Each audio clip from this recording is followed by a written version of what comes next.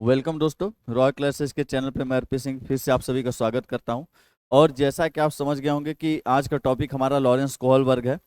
और क्योंकि ये टॉपिक सीटेट में बहुत ही महत्वपूर्ण होता है, मतलब आप कोई भी सेट उठाइए, किसी भी ईयर का उठाइए, 3 से 4 क्वेश्चन लॉरेंस कोहलबर्ग, जीन पियाजे, वाइगोस्की, इन सभी से रहने ही रहने हैं। क्योंकि सीटेट के टॉपिक कम है, पर उनसे क्वेश्चन फिक्स होते हैं कि आने ही आने हैं। और जैसे कि सीटेट आप पिछले जब से सीवीटी करवाने लगा, कंप्यूटर बेस्ड टेस्ट, तब से आप देखने लगे कि अपने क्वेश्चन की क्वालिटी को भी चेंज करने लगा है। अब वो लॉरेंस कोहलबर्ग नहीं पूछता जो पहले पूछता था। अब लॉरेंस कोहलबर्ग को अलग तरीके से नए फॉर्मेट में और बहुत ही ज्यादा कॉम्प्लिकेटेड या कठिन नहीं कहूंगा, लेकिन हाँ क्रिटिकल थिंकिंग बेस्ड पूछने लगा है कि आपको ज्यादा ज्यादा सोचना पड़ता है। पहले के क्या रहते थे, सीधे सीधे क्वेश्चन होते थे, आप सॉल्व करते थे, सॉल्व हो जाते थे, पर अब आपको सोचने पर मजबूर कर देता है। पर उसके लिए सबसे अच्छी चीज ये होती है कि यदि आपने लॉरेंस को अच्छे से पढ़ा है, यदि आप समझा है कि लॉरेंस कोहलबर्ग ने जो नैतिकता का सिद्धांत दिया, उस सिद्धांत में उन्होंने क्या कहना चाहा है, तो वहां से आपके सीटेड क्वेश्चन बनते हैं। सीटेड क्वेश्चन में कभी ये नहीं पूछेगा कि फला कौन है, किसने दिया, क्या है तथ्य, उसको ईयर डेट इन सभी चीजों से मतलब नहीं होता। वो ओवरऑल ये जानना चाहता है कि एक वैज्ञानिक जो लॉरेंस था, उसने जो सिद्धांत दिया, उस सिद्धांत के अंतर्गत वो आपको बताना क्या चाहता था, किस चीज को वो आपको एक्सप्लेन करना चाहता है, और उसका आप शिक्षा में, एजुकेशन में, साइकोलॉजी के अंतर्गत कैसे यूज करते हैं, कैसे आप बच्चों की समझ को पकड़ते हैं। और इसी चीज को उन्होंने एक्सप्लेन किया लॉरेंस, और यही चीज आपको समझना है। और सीटेट के क्वेश्चन भी यहीं से आते हैं, और यही क्रिटिकल थिंकिंग बेस्ड हो जाते हैं, जहां आपको सोचने पे मजबूर कर देता है। पर यदि आप, छोटा टॉपिक है, आसान टॉपिक है, पर आप यदि समझ के पढ़े हैं, सही पॉइंट को पकड़ के पढ़े, तब तो चीजें आपके लिए आसान है, नहीं तो बहुत ही ज्यादा कठिन हो जाती है। तो आज का जो हमारा सिद्धांत है, वो सिद्धांत आपका है नैतिकता का सिद्धांत। नैतिकता का सिद्धांत। और जो नैतिकता का जो सिद्धांत है, उस सिद्धांत को दिए हैं लॉरेंस कोहलबर्ग।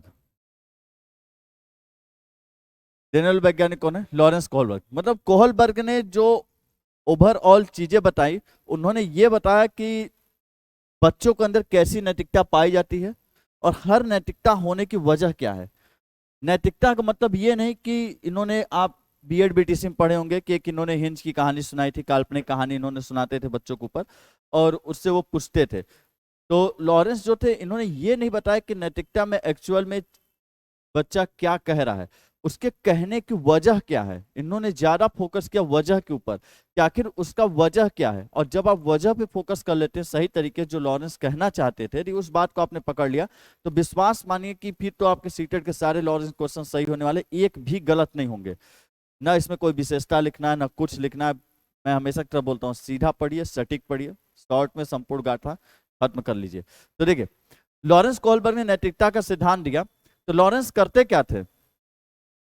लॉरेंस ने पहले एक लाइन बोले कि नैतिकता सार्वभौमिक होती है। इस पे आलोचनाएं भी आई, पर लॉरेंस कहते थे नैतिकता सार्वभौमिक होती है। दूसरा चीज, इन्होंने जो सिद्धांत दिया, उस सिद्धांत को देने के लिए यह बच्चों तथा युवा, मतलब करीब जो बाल्यावस्था लेकर किशोरावस्था तक की एज होती है, वहां तक बच्चों तथा युवाओं को काल्पनिक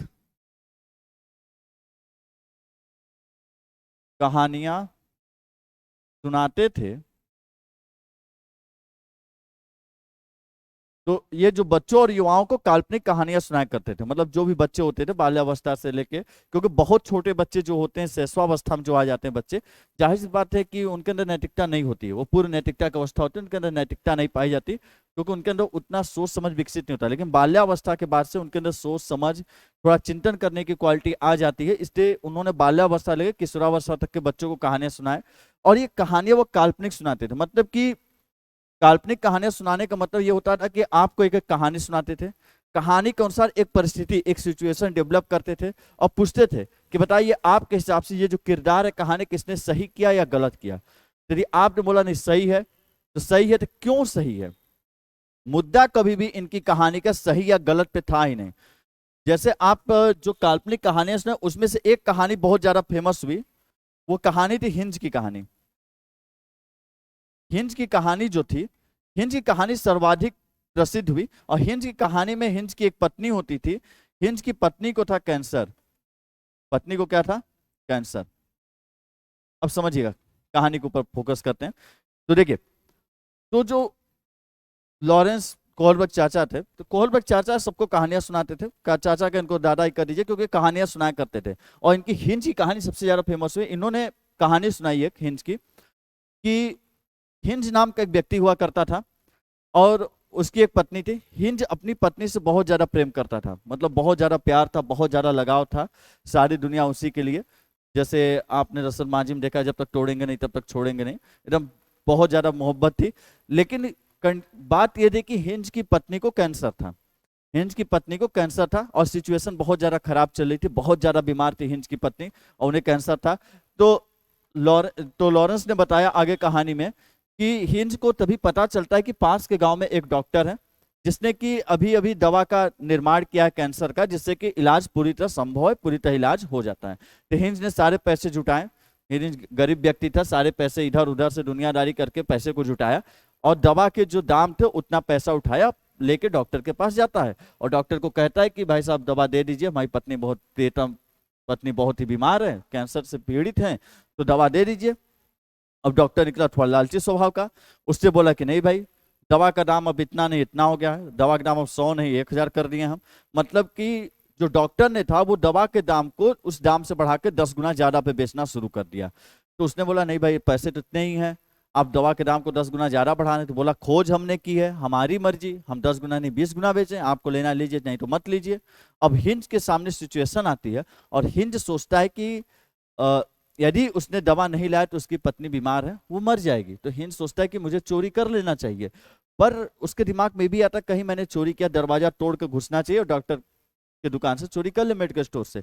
पर हिंज के दिमाग में ये भी एक चीज आती है कि यदि उसने चोरी किया और कहीं पकड़ा गया तो न तो दवा मिलेगा और हिंज कहाँ जाएगा? जेल में। तो सोचिए, दो कंडीशन बनते हैं। यदि हिंज ने चोरी नहीं की तो उसकी पत्नी को अपने सामने मरता हुआ देखेगा, और हिंज ने यदि चोरी नहीं की तो पत्नी को अपने सामने मरता हुआ देखेगा और यही सोचेगा कि अपनी बीवी के लिए चोरी भी नहीं कर पाए। और हिंज ने यदि चोरी की तो करने के बाद ऐसा भी हो सकता है कि पुलिस उसे पकड़ ले और ना दवा मिल पाए और ना और हिंज जब जेल चला जाएगा तो आखिरी वक्त में पत्नी के साथ वो भी नहीं रह पाएगा। तो हिंज इस कश्मोकश में फंस गया कि उसे चोरी करनी चाहिए या नहीं करनी चाहिए। अब यही कहानी का जो मूल बात यहीं पे आकर रुकती है कि जब ये ऐसी कहानी सुनाते थे, एक परिस्थिति, काल्पनिक परिस्थिति खड़ा करते थे, तो बच्चों से पूछा करते थे, अच्छा बताइए आपके अनुसार हिंज को चोरी करनी चाहिए कि नहीं करनी चाहिए? तो कोई बच्चा बोलता था हाँ चोरी करनी चाहिए, कोई बोलता था नहीं चोरी नहीं करनी चाहिए। जायज बात है, आपसे भी सवाल पूछेंगे, आप में से बहुत लोग जवाब देंगे कि हाँ चोरी करनी चाहिए, कोई बोलेगा नहीं करनी चाहिए। लेकिन कहानी यहाँ आके नहीं रुकती। कोहलबर्ग की यही तो बात है कि आप उस दृष्टिकोण से देखिए, चाचा के दृष्टिकोण से देखिए, कोहलबर्ग चाचा के, कि कहानी यहाँ पे नहीं रुकती है।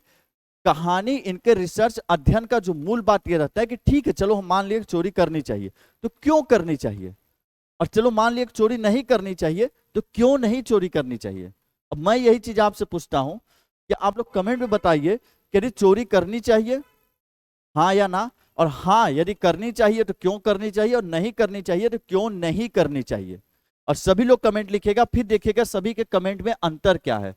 और अंतर हाँ नहीं में मत देखिएगा, अंतर देखिएगा वजह में, कि क्यों, जो वजह नहीं दिया गया है उस वजह में अंतर देखिएगा, और वहां से आप पकड़ पाएंगे हिंज ने जो अवस्थाएं बांटी उस वजह को लेके बांटी। हाँ नहीं पे उन्होंने नहीं बांटा कि चोरी करनी चाहिए या नहीं करनी चाहिए, इस चीज को उन्होंने नहीं देखा। यही पॉइंट समझिए कि हिंज ने हाँ नहीं को देख के अवस्थाएं नहीं बांटा।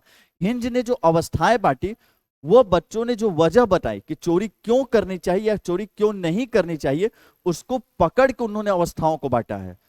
और इसी के ऊपर सीटेड क्वेश्चन पूछता है, वो आपको एक कहानी बताता है लॉरेंस की तरह, और पूछता है कि बताइए ये बच्चा किस अवस्था में। यदि आपने वजह पकड़ लिया क्यों, तो बस आप अवस्था पकड़ लेंगे। बिल्कुल सॉर्टिंग, यदि आपने वजह पकड़ा तो अवस्थाएं पकड़ लेंगे, और कहीं आपने इस पे फोकस कर लिया कि चोरी कर रहा है कि नहीं कर रहा है, तो आप गलत ट्रैक पे हैं। आपको करना नहीं करना पे नहीं रुकना, आपको वजह पकड़ना है कि क्यों कर रहा है या क्यों नहीं कर रहा है। तो उसके अनुसार उन्होंने अवस्थाएं बांटी, और इन ने जो अवस्था बांटी, अवस्था कुल बताई थी 3, और हर अवस्था में, हर अवस्था को 2-2 चरण या 2-2 स्टेज में उन्होंने बांट दिया अलग अलग। तो अवस्थाएं 3 बताई हैं, और चरण कितने बताए हैं? 6। हर अवस्था को उन्होंने 2-2 चरण या 2-2 पार्ट में बांट दिए, 2-2 स्टेजेस में बांट दिए। इस तरीके से 3 अवस्थाओं के कुल कितने चरण मिलके हो गए? 6 चरण। और ये क्वेश्चन पूछ चुका है कि लॉरेंस कोहलबर्ग में कितने चरण हैं, तो कुल 6 चरण हैं। अवस्थाएं कितनी है? 3 हैं। और उन्होंने कुछ शब्द भी दिए। अरे मैं आपको शब्द भी बात करूं, तो जैसे ही मैंने आपको कहानी सुनाई, तो आपके अंदर कंफ्यूजन शुरू हो गया कि अरे यार अब क्या करना चाहिए, और इसी कंफ्यूजन को बोलते हैं नैतिक दुविधा। नैतिक दुविधा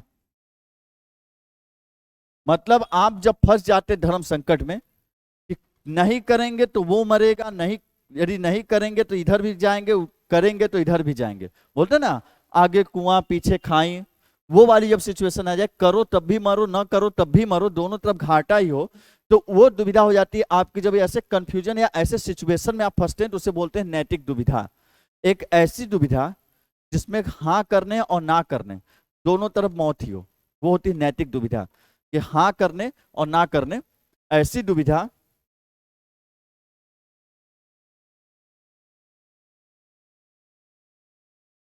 ऐसी दुविधा। आज राइटिंग को क्या हो गया है? चलिए, ऐसी दुविधा या परिस्थिति जहां हाँ तथा ना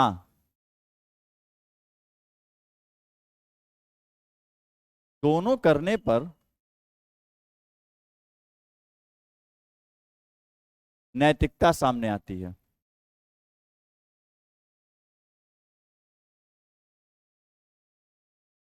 मतलब हाँ करेंगे तब भी नैतिकता में से मारे जाएंगे, और ना करेंगे तब भी, मतलब चोरी करेंगे तब भी नैतिकता, हमारी नैतिकता खराब होगी, और नहीं करेंगे, बीबी को मरता हुआ अपनी आंख के सामने लगेंगे तभी लगेगा ये पति धर्म यही है तुम्हारा, कि जो घर छोड़ के आई जिंदगी भर के लिए, उसके लिए तुम एक चोरी नहीं कर पा रहे हो, तो उधर भी नैतिकता जाएगी, उधर भी धर्म टूटेगा। तो एक ऐसी स्थिति या ऐसी दुविधा जहां हाँ ना दोनों करने पर नैतिकता ही सामने आ जाती है, उस स्थिति में आप होते नैतिक दुविधा। अब नैतिक दुविधा निकलने के लिए जो आप सोच विचार शुरू करते क्या करना चाहिए, अब हिंज चाचा, हिंज जो है वो घूमे पड़े हैं रोड पर, क्या करें क्या ना करें, क्या करें क्या ना करें। तो जब वो सोचना प्रारंभ करता है नैतिक दुविधा से बाहर निकलने के लिए, जो सोच विचार करता है या चिंतन करता है, उसे बोलते हैं नैतिक तर्कड़ा। एक शब्द उन्होंने बोला, नैतिक तर्कड़ा। नैतिक तर्कड़ा, नैतिक तर्कड़ा क्या होता है? नैतिक दुविधा से बाहर निकलने के लिए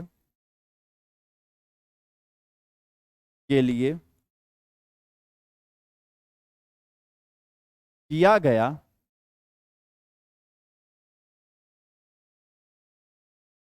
मानसिक प्रक्रिया।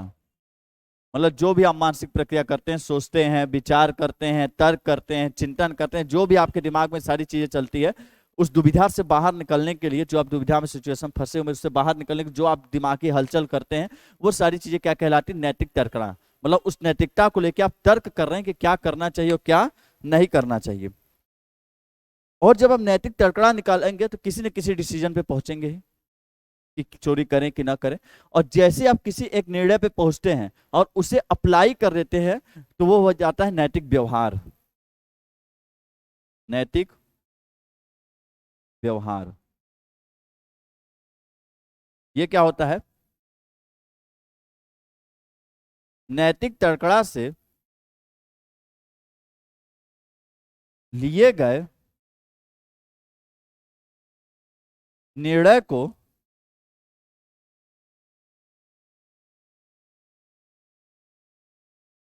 व्यवहार में लाना।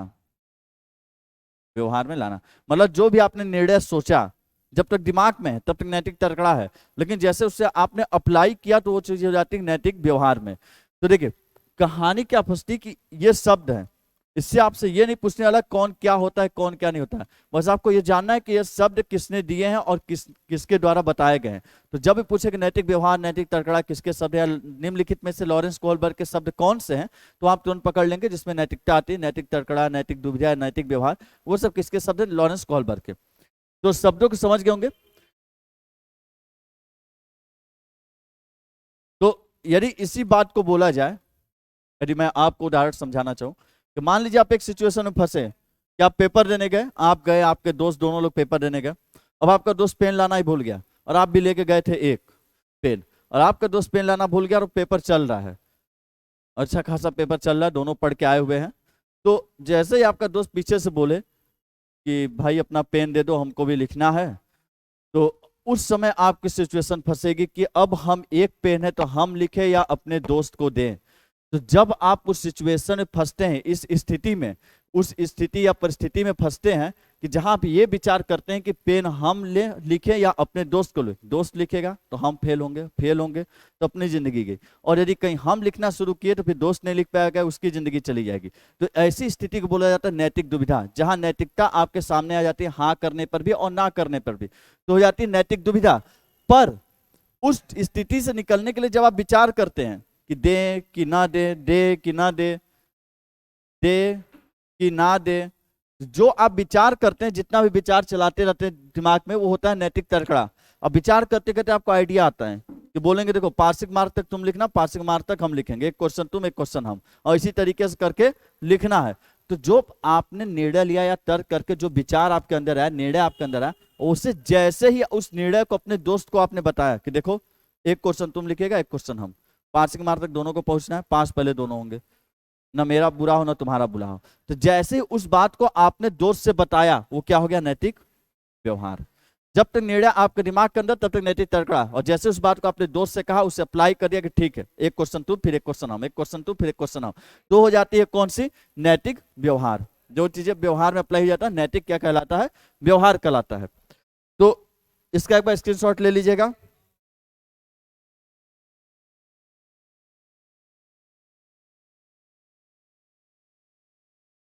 तो देखिए इसके बाद आते मेन मुद्दे पर, इस सबको रटना नहीं है, बस इतना जानिए कि नैतिक दुविधा नैतिक तड़का नैतिक व्यवहार किसके शब्द है।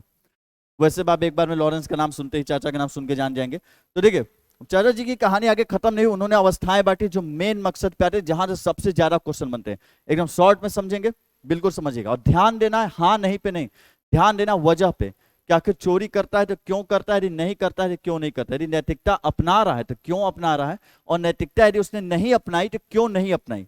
क्योंकि कुछ भी चीज के करने के पीछे कोई ना कोई वजह होती है, और लॉरेंस ने उसी वजह को पकड़ा, और यदि आपने उस वजह को पकड़ना सीख लिया तो विश्वास मानिए कि आपके प्रश्न सॉल्व हो जाएंगे।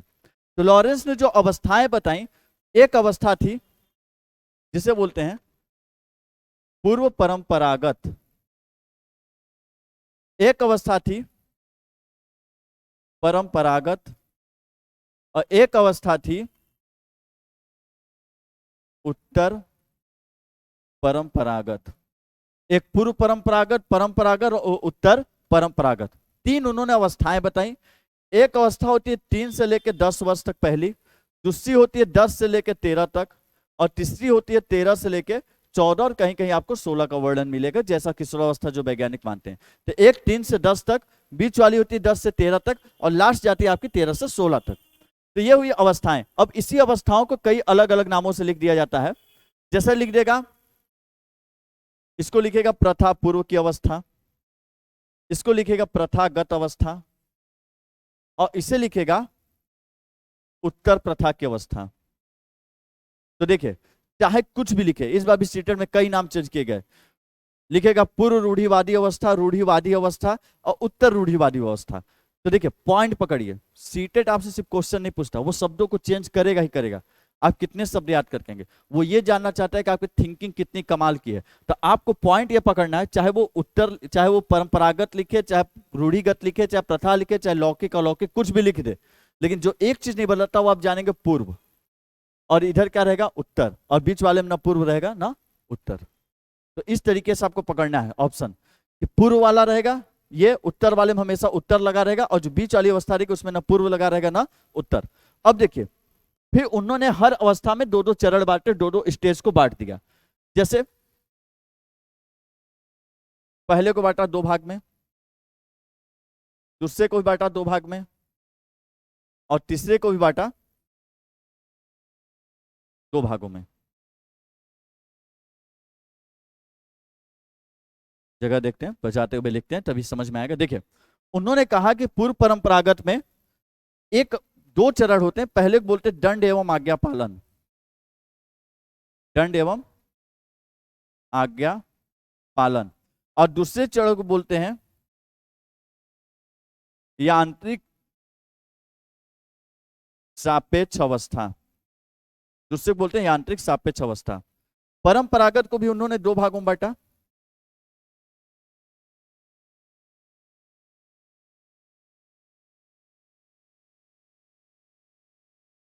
परंपरागत को भी उन्होंने 2 भागों में बांट दिया।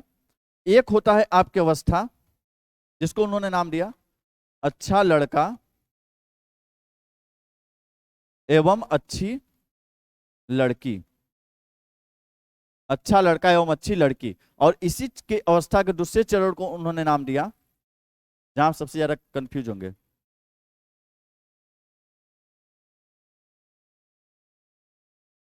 इसको उन्होंने नाम दिया नियम एवं कानून की अवस्था। चलिए इसको मैं अगले पेज पे बता दूंगा। नियम एवं कानून की अवस्था, या नियम एवं कानून की अवस्था को बोलते हैं नियम एवं व्यवस्था की अवस्था। तो नियम एवं कानून की अवस्था, नियम एवं व्यवस्था की अवस्था, और इसी का एक और नाम है सामाजिक आदेश की अवस्था, या इसी को बोलते हैं सामाजिक क्रम बनाए रखने की अवस्था, या इसी को बोलते हैं सामाजिक परिप्रेक्ष्य की अवस्था। सामाजिक परिप्रेक्ष्य की अवस्था, सामाजिक क्रम बनाए रखने की अवस्था, सामाजिक आदेश की अवस्था, नियम या कानून की अवस्थाएं। उसी अवस्था के कई अलग अलग नाम है। उत्तर परंपरागत को भी उन्होंने 2 भागों में बांटा, उसको मैं अलग पेज पे बता देता हूं, फिर तीनों को एक में बता दूंगा। उत्तर परंपरागत, जिसकी एज है आपका 10 से लेकर 13, 13 से लेकर 16, सॉरी 13 से लेकर 16, इसको भी उन्होंने 2 भागों में बांटा। और पहली अवस्था के इन्होंने नाम रखा सामाजिक अनुबंध, या इसी को बोलते हैं सामाजिक मनोबंध। दूसरे को उन्होंने नाम दिया सार्वभौमिकरण। देखिए, अब सभी अवस्थाओं के मतलब समझते हैं कि हर चीज में क्या फैक्ट क्या है जो निकल के आया। ये कलर दिखाई देगा कि नहीं, चलिए देखिए, उन्होंने कहा कि जो सबसे पहला चरण होता है दंड एवं आज्ञा पालन, इसमें जो नैतिकता होगी वो किस पे टिकी होगी? दंड पर। इसमें बच्चे के अंदर जो नैतिकता होती है वो किसके वजह से होती है? दंड या आज्ञा पालन की वजह से। मतलब इस एज के बच्चे को, पहला वाला जो है, पहले वाले जो बच्चा है दंड एवं आज्ञा पालन व्यवस्था, उससे जब आप हिंज की कहानी पूछेंगे और बताएंगे बच्चों चोरी करनी चाहिए कि नहीं करनी चाहिए, तो बोलेगा चोरी नहीं करनी चाहिए। पर आपको यहां नहीं रुकना है। तो जब आप अगला सवाल पूछेंगे बच्चा वो चोरी क्यों नहीं करनी चाहिए, तो बोलेगा चोरी इसलिए नहीं करनी चाहिए क्योंकि चोरी करेंगे तो पुलिस पीटेगी। वो ये नहीं बोलेगा कि चोरी करना पाप है या चोरी करना गलत बात है इसलिए नहीं, वो इसलिए कहेगा क्योंकि पुलिस पीटेगी इसलिए चोरी नहीं करना चाहिए। तो ये पॉइंट आपको पकड़ना होगा कि जब बात पीटने की होती है, मतलब इस अवस्था में बच्चा नैतिकता अपनाता है, अरे नैतिकता अपनाएगा या फिर नहीं अपनाएगा उसकी सिर्फ एक वजह होगी, पिटाई या दंड। मतलब कि यदि दंड देंगे तो नैतिकता को अपनाएगा, पर यदि उसे मालूम चले कि चोरी करने में पुलिस नहीं पीटती तो कहेगा चोरी कर लेना चाहिए क्योंकि पुलिस नहीं पीटती है। तो आप समझ गए होंगे कि पहले वाले में जो वजह वो ये है कि बच्चे की जो नैतिकता वो एक बात पर निर्भर करती है, दंड और आज्ञा पालन पे, दंड के ऊपर निर्भर करती है कि चोरी इसलिए नहीं करनी चाहिए क्योंकि पुलिस पीटेगी। मतलब इस पे जो नैतिकता वो पिटाई पर निर्भर कर रही है भाई। देखिए, दूसरा होता है यांत्रिक सापेक्ष की अवस्था। यांत्रिक मतलब होता है मशीन, मतलब इसके अंदर जज्बात नाम की चीज नहीं है। इसके अंदर सिर्फ मशीन वाली हरकत, जज्बात या भावनाओं में नहीं बहता है। जब बच्चा थोड़ा बड़ा होता है उसके अंदर भावनाएं खत्म, अब वो पिटाई मिटाई पे ज्यादा जोर नहीं देता। यांत्रिक सापेक्ष मतलब या तो बच्चे को बराबरी चाहिए, बराबरी का सौदा देखने को मिलेगा, या तो वो फायदा देखेगा अपना, या तो बच्चा अपनी जरूरत को देखेगा। मतलब बराबरी फायदा। इसमें पूछेंगे बच्चे को सेकंड वाले में कि बताओ हिंज को चोरी करनी चाहिए, कहेगा हाँ कर लेनी चाहिए। क्यों करनी चाहिए? हिंज चोरी कर लेगा तो पहला चीज उसकी बीवी बच जाएगी, दूसरा उसका पैसा बच जाएगा। मतलब वो अपना फायदा देख रहा है, अपनी जरूरत देख रहा है, अपनी बराबरी को देख रहा है। तो ये चीज क्या होती है जिसमें बराबरी फायदा या जरूरत को देखा, वो यांत्रिक सापेक्ष। या फिर जैसे पूछा जाए कि एक जो प्रीवियस ईयर में क्वेश्चन आ चुके हैं आपके सीटेट, जैसे पूछेगा कि एक पूजा नाम की लड़की है, वह यह देखती है कि एक रीना नाम की लड़की टीना नाम की लड़की की टिफिन के सारे भोजन खा जाती है। तो टीना नाम की लड़की इसके लिए रीना का पेंसिल तोड़ देती है।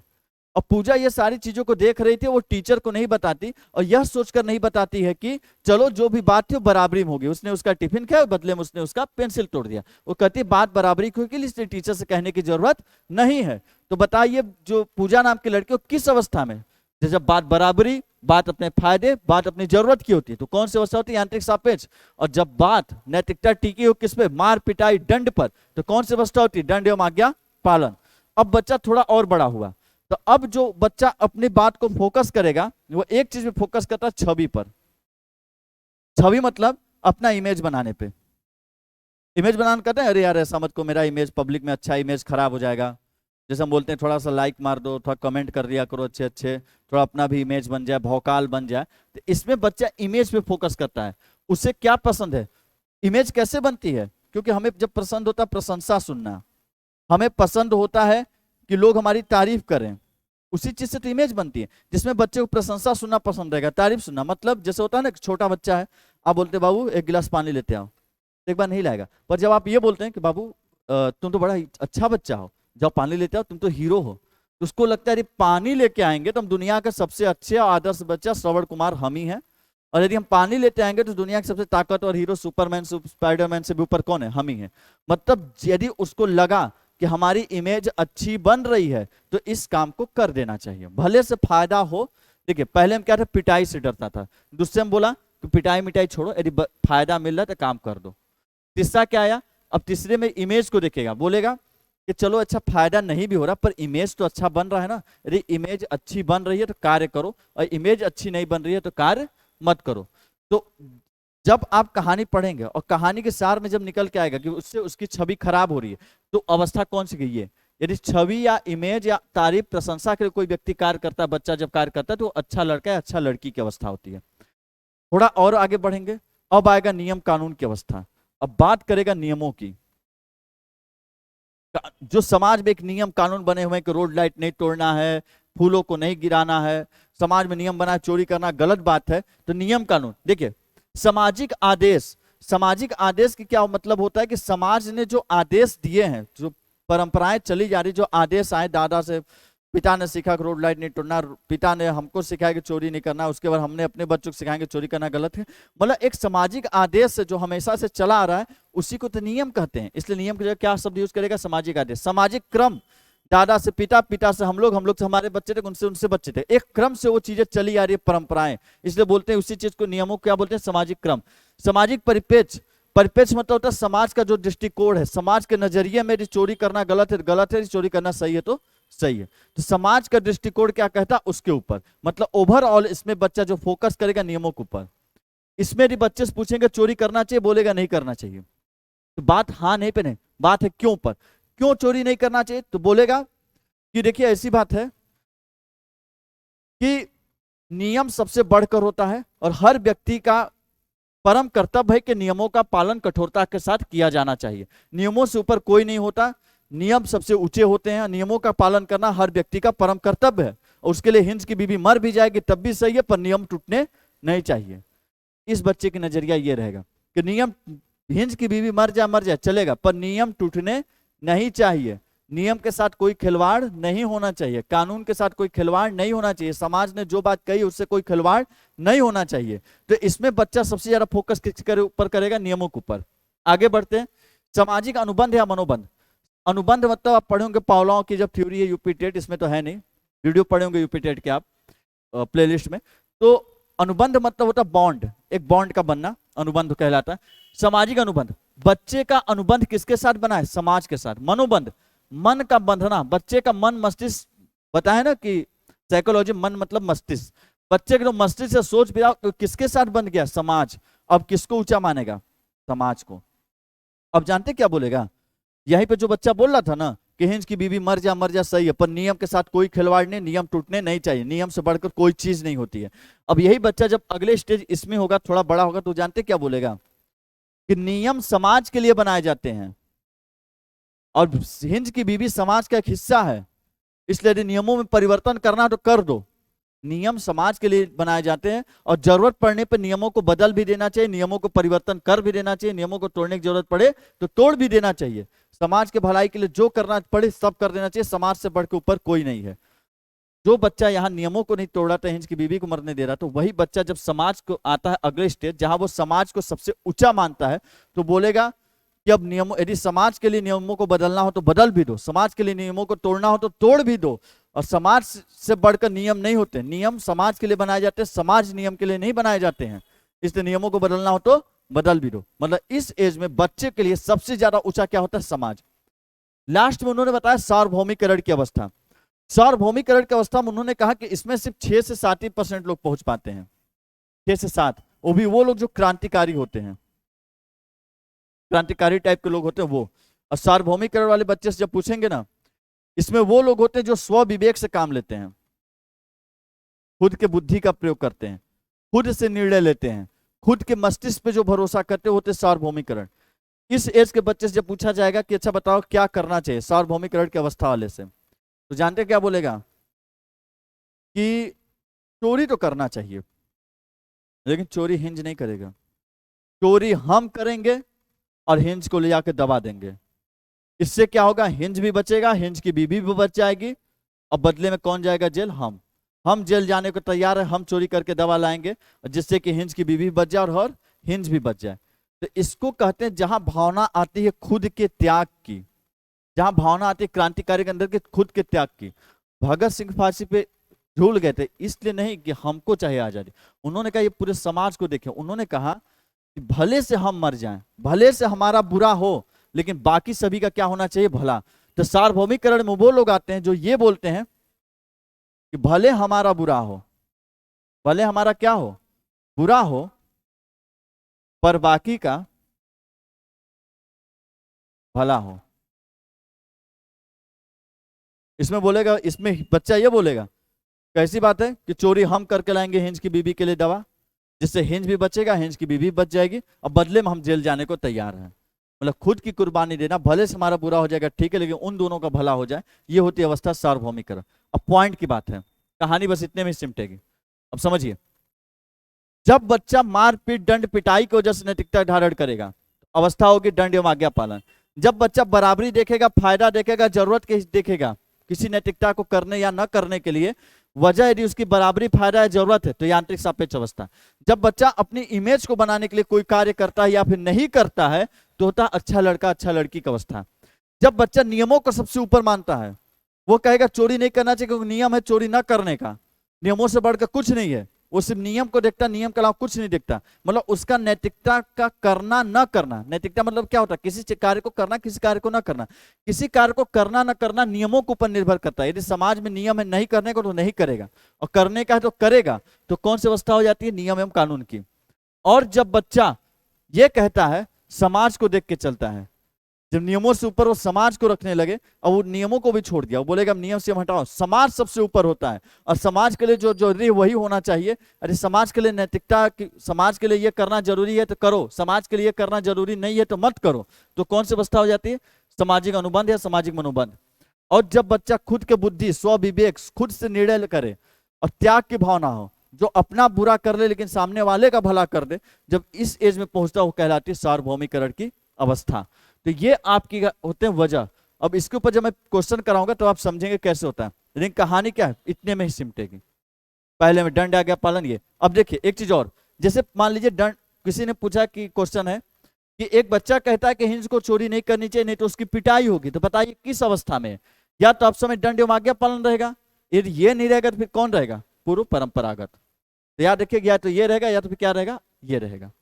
तो दोनों में से कोई एक तो रहेगा। ऐसा नहीं कि दंड एवं आज्ञा पालन खोज जाए, ये या तो ये रहेगा नहीं तो कौन रहेगा? ये रहेगा। या तो ये रहेगा ऑप्शन, नहीं तो ये, या तो ये नहीं तो ये। एक बार इसके स्क्रीनशॉट ले लीजिएगा।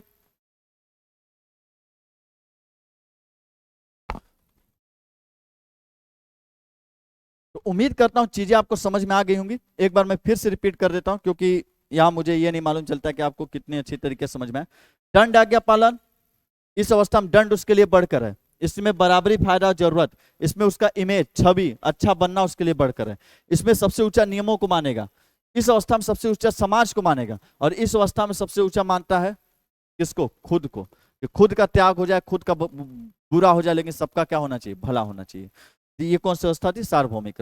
अब एक चीज जो आता है कि आलोचना आती है, कभी पूछता तो है नहीं, कि लॉरेंस ने महिला के नैतिकता के बारे में कुछ नहीं बताया। मतलब लॉरेंस ये जो सारी नैतिकता बताई पुरुषों की नैतिकता के अनुसार उन्होंने पुरुषों के ऊपर अध्ययन किया था, महिलाओं के ऊपर नहीं अध्ययन किया था। इसलिए लॉरेंस ने महिला की नैतिकता के बारे में कभी कुछ नहीं बताया। ये जो भी है पुरुषों के ऊपर अध्ययन किए, बच्चों के ऊपर अध्ययन किया, उन्हीं की नैतिकता के बारे में इन्होंने बताया है। इस चीज को समझ गए होंगे। और जाहिर बात है, महिला कैसे बताएगा? महिला की नैतिकता बताएगा। खाना है कि नहीं खाना, पता चला घर गया तो खाना वगैरह मिला कि नहीं मिला वो भी कोई भरोसा नहीं है। कि बीवी इंतजार करके बड़ा तुम भाषण दे क्या महिला ने, यार तुम्हें नैतिकता हम सिखाते हैं कि क्या होता है। जाहिर बात है लॉरेंस नहीं बताएं। तो ये क्या है? टोटल लॉरेंस है, इससे ज्यादा कहीं नहीं जाने वाला, यही रहेगा। अभी हम क्वेश्चन भी करके देखेंगे जो आते हैं क्वेश्चन, बिल्कुल चिंता मत करिए। तो देखिए क्वेश्चन आपके लिए लेके आता हूं। क्वेश्चन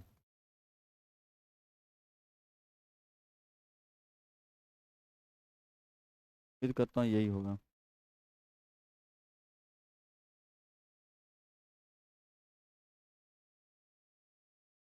देखिए अच्छा, ये वाइगोस्की का क्वेश्चन है पिछला टॉपिक से। लियो वाइगोस्की ने संज्ञानात्मक विकास की प्रक्रिया में किन दो चीजों को महत्व पे बल दिया? एक ये, एक किसमें महत्व बल दिया? सांस्कृतिक उपकरण और दंड। इस सेट क्वेश्चन मैं लिखवा चुका हूं पर देख लीजिए। सांस्कृतिक उपकरण और दंड, मनोवैज्ञानिक उपकरण और पुरस्कार, सांस्कृतिक पारस्परिकता और चर्चा, जैविक परिपक्वता प्रतिस्पर्धा। देखिए सांस्कृतिक उपकरण को तो उन्होंने महत्व दिया पर दंड के बारे में बिल्कुल महत्व नहीं दिए थे जो वाइगोस्की थे। पहला ऑप्शन गलत। दूसरा मनोवैज्ञानिक उपकरण, पुरस्कार, पुरस्कार कोई मत नहीं दिए। सामाजिक पारस्परिकता, हाँ समाज में पारस्परिकता हो, सामाजिक अंतःक्रिया हो, और समाज में तो क्या होंगे? चर्चाएं होंगे। कौन सा ऑप्शन सही है? तीसरा। चलिए पिछला क्वेश्चन था ये, मतलब सॉरी पिछले टॉपिक का क्वेश्चन था। आगे देख, हाँ देखिए बस। नूरी का एक तर्क है कि हमारे समाज के प्रति कुछ दायित्व हैं और उस दायित्व के लिए हमें नियमों का पालन करना चाहिए, के आधार पर अपनी क्रियाओं का निर्णय लेती है। लॉरेंस कोहलबर्ग के अनुसार नूरी इस समय नैतिकता की किस अवस्था में है? तो पहले पूरी कहानी पढ़ो, ये मत देखो हाँ कि ना, बस ये देखो कि सबसे ऊंचा किसको मान रही है। हमारे समाज के प्रति कोई दायित्व है?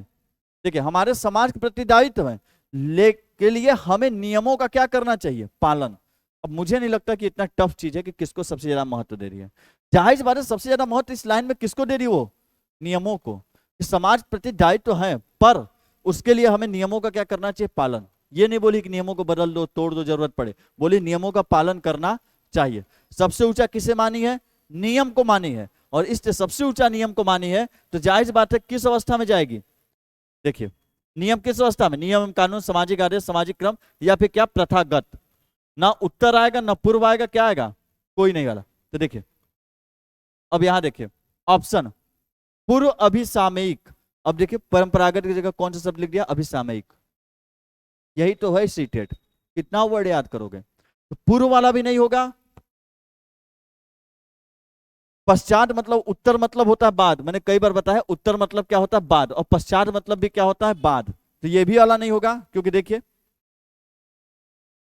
ना उत्तर वाला है ना पूर्व वाला है, बीच वाला है अवस्था। तो देखिए पश्चात मतलब होता है बाद, बाद मतलब उत्तर, पश्चात मतलब बाद, बाद मतलब क्या होता है उत्तर। तो ये भी नहीं होगा, पूर्व वाला भी नहीं होगा, औपचारिक तो होगा नहीं, ऐसा कुछ होता नहीं। तो कौन सा होगा, न पूर्व न उत्तर, सिर्फ क्या होना चाहिए अभिसामयिक। तो कौन सा ऑप्शन सही होगा, दूसरा ऑप्शन। तो इस तरीके, नहीं तो पर्यायवाची रटते रह जाओगे, सीटेड वालों के पास पर्यायवाची की कमी नहीं है, वो भी ऐसे पर्यायवाची ना जो कहीं खोजने से ना मिले। इसलिए यहाँ क्रिटिकल थिंकिंग चलता है, सोचो विचार करो। समझ गए होगे दोस्तों किस बारे में बात कर रहे हैं। यहाँ सबसे ऊंचा किससे मानिए, नियमों को। अगला क्वेश्चन देखते हैं।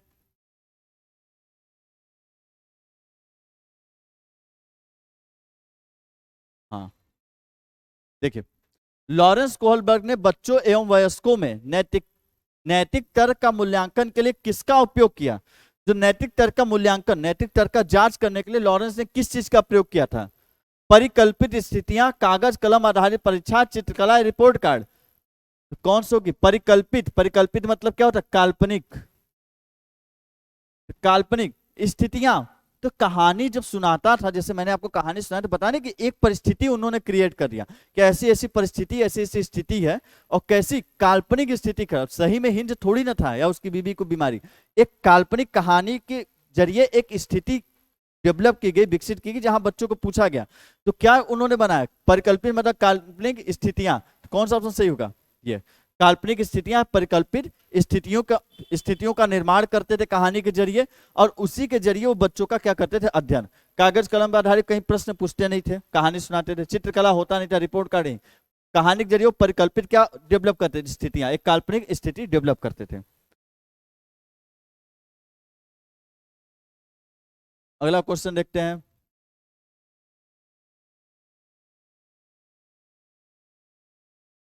देखिए,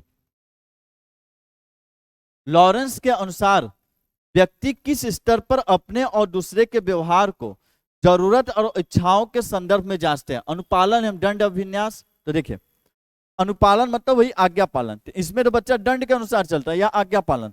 अच्छा लड़की अच्छा लड़का में छवि देखता है, आपको पता है। कानून एवं व्यवस्था में नियम देखता है। और यांत्रिक सापेक्ष में क्या देखता है, जरूरत, फायदा अपना देखेगा। बराबरी का लेन देन होना चाहिए भाई, तभी वो काम करेगा। तो क्या है, लॉरेंस कोहलबर्ग के अनुसार व्यक्ति किसी स्तर पे अपने और दूसरे के व्यवहार को जरूरतों और इच्छाओं के संदर्भ में जांचता है। जब जरूरत और इच्छा के संदर्भ में जांचे तो कौन सा हो जाएगा, चौथा ऑप्शन। अब आप समझ गए होंगे कि मेरे कहने का मतलब क्या था, कि किस पॉइंट पे आपको फोकस करना है। आगे क्वेश्चन में बढ़ाता हूं।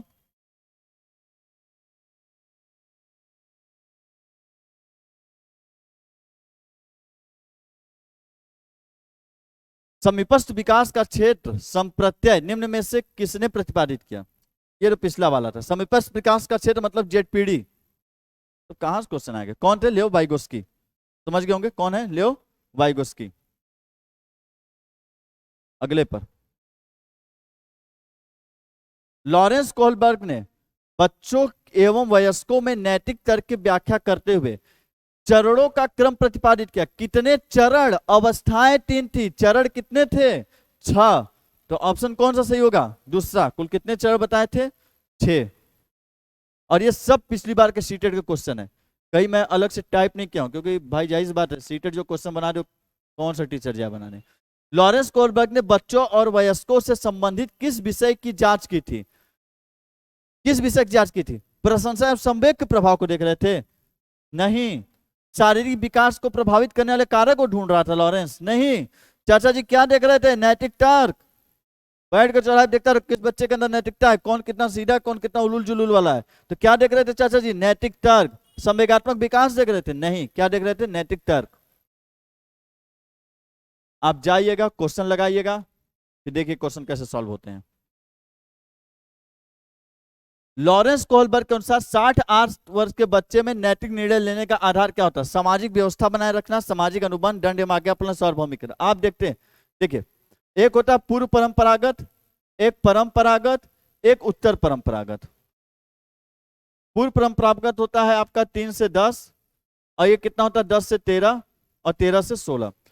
तो 7 से 8 वर्ष किसके अंदर आ जाएगा, 3 से 10 के अंदर आ जाएगा। और पूर्व परंपरागत में 2 थे, दंड एवं आज्ञा पालन, और दूसरा था यांत्रिक सापेक्ष।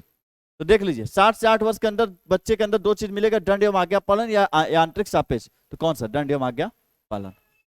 सीधे सीधे क्वेश्चन है, बस आप कॉन्सेप्ट को समझे हुए हैं तो चीजें आपके लिए आसान है।